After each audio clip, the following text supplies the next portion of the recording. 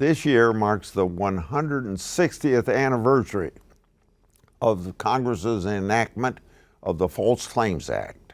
Signed into law by President Lincoln in 1863, the False Claims Act is the government's most powerful tool in fighting and deterring fraud. As we all know, the key to the success of False Claims Act is that it allows whistleblowers to stand in the shoes of the federal government and then sue fraudsters.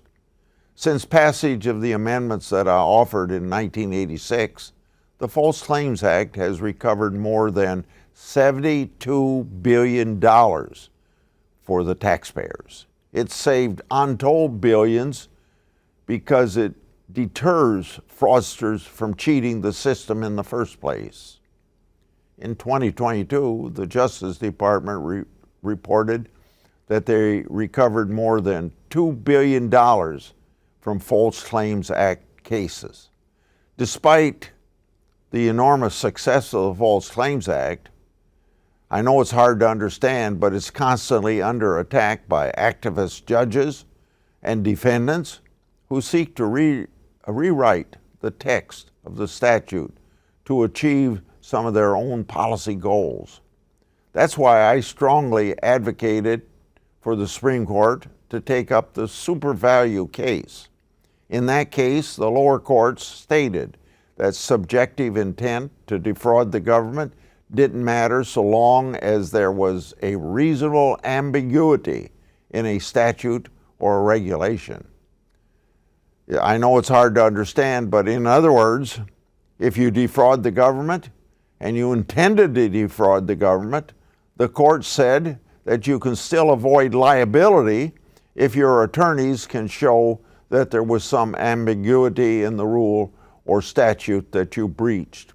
Such an absurd reading is a complete departure from both the text of the False Claims Act and over 100 years of common law fraud precedent. It also ignores the importance of subjective intent, which every first-year law student is taught.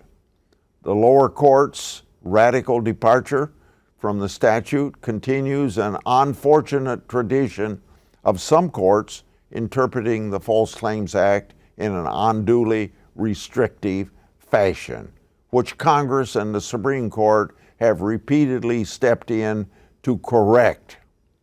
I'm glad to hear that the Supreme Court has accepted writ for this important case and remain hopeful that they'll set the record straight.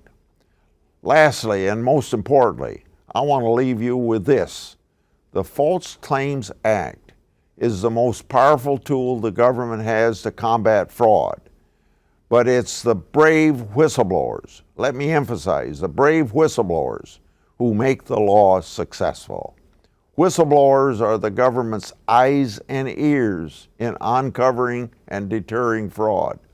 Without you whistleblowers, the False Claims Act would simply not work. So I'd like to thank you for inviting me to speak today and for your continued support of the False Claims Act, and most importantly, for those whistleblowers across our country.